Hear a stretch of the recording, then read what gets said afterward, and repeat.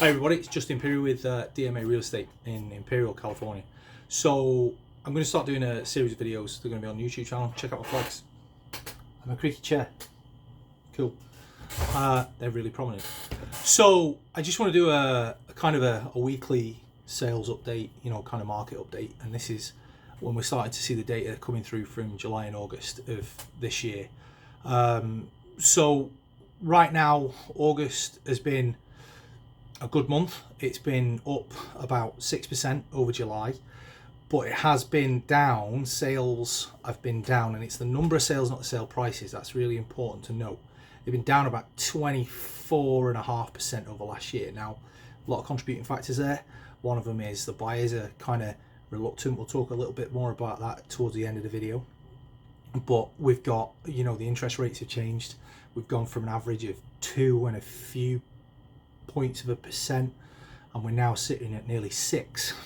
So one of the things that did kind of stimulate that rise in sales during the July August period is there was kind of a stabilization in the market, and that was kind of the mortgage rates kind of settled down a little bit. So it did allow, they weren't going up as fast. We did have last week, we saw 0.75% it go up. So we did see kind of a stabilization. Now, the stabilization was down to the fact that buyers are now not having to spend so much money offering cash over appraisal, etc., to get offers accepted.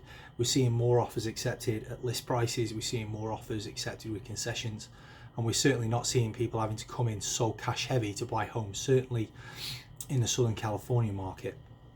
Now, checking my cue cards, I need to, because I'm using numbers, it kills me. So one of the things we did see though is there is still some growth in the market. We saw about 0.7% in August. So although we're not seeing the kind of rampant rises that we were seeing this time last year, we are seeing a steady growth on the homes, which is going to, kind of take it to that expected level through the next 12-month period. Now, one of the things that's kind of important to note is during the last 12 months there's been some stuff going on with the economy that was unprecedented. We couldn't ever predict any of it. Now, all but 4 counties here in California, 51 counties that make up California, have reported, all but 4 of them have reported a drop in sales. Again, it's not the prices necessarily that are dropping, they're just stabilizing. We're still seeing that rise, remember, of just shy of 1%. But what we are seeing is the number of sales going down. Now, we are seeing more listings on the market because things are sitting for a little while longer. So instead of the situation that we found ourselves in, in the last 12 months where homes would be on the market for a few days and they'd be gone, we're now seeing homes sitting on the market on average about 19 days. Now, that's before they're snapped up, pending into escrow, contracts accepted, etc. Now, I did mention earlier what I want to talk about, what this means for buyers and what this means for sellers. So, creaky chair, heard it again. I'll not move my legs because that's really distracting. So what does this mean for buyers? Let's start with buyers. Now, buyers in the market right now are generally accepted as being very strong buyers. You are, as a buyer, you are in a very good position. You understand what the interest rates mean. You understand what your payment looks like, and you understand the way that's going to affect you. Now, there are also, the banks are recognizing that they're losing buyers and loans, and they're coming out with products that we haven't necessarily seen. I've certainly seen some FHA refurb loans being banded around. I've seen offers accepted with 2-1 buy downs where the seller is paying a concession to the buyer, but the concession is being used to buy down for 2 years the rate, 2% for the first year, 1% for the second year, and then back to the normal rate for the third year and forevermore in the mortgage. Now, like I say, the education of these buyers is slightly better. The payment shock isn't there. So, we're not seeing people who've been told, especially, the newly qualified buyers. The other buyers that we've got, they've taken a kicking.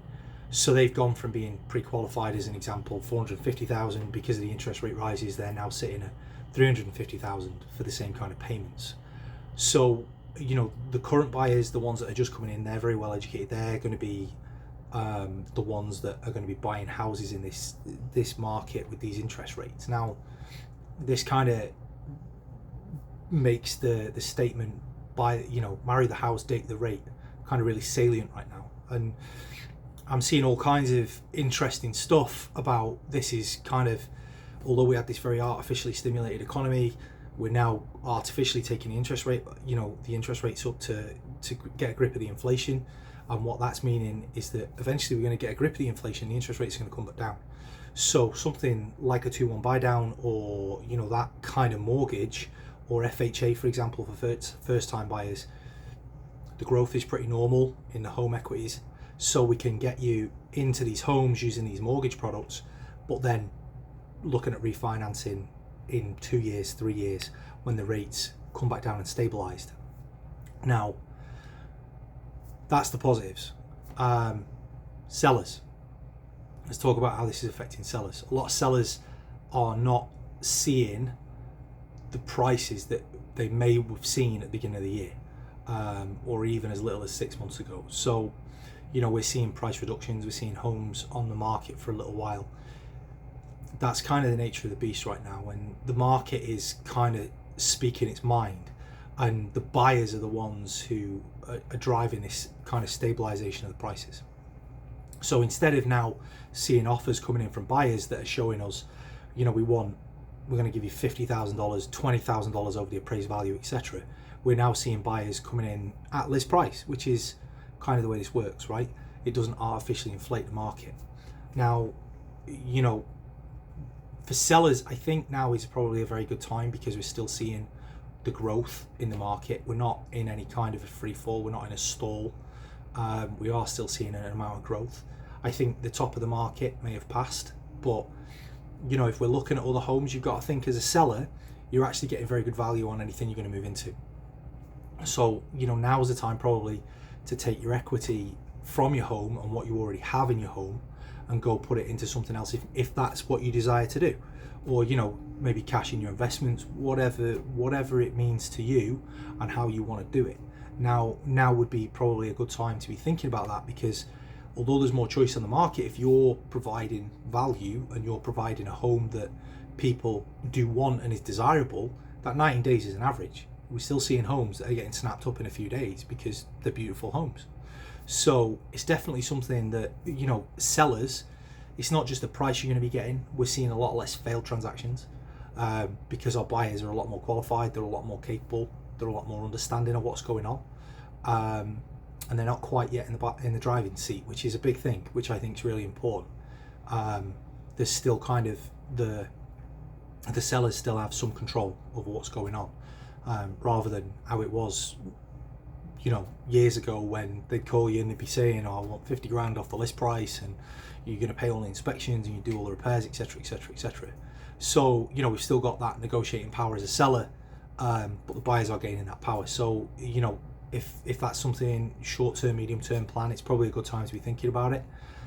It's not the time to refi at all, unless you're getting out of a crazy payment, but I doubt it at this point. So yeah, if you've got any questions or you want to talk a little bit more about it, please reach out. All my details are in comments of whatever platform you're seeing this on, probably beneath me. There'll be a link in there to my website and everything else. Please reach out. I'd love to hear from you. DMs, everything. My number will be there too. So I look forward to hearing from you. Thank you so much for your time, and stay safe out there, everybody. That one. See you later.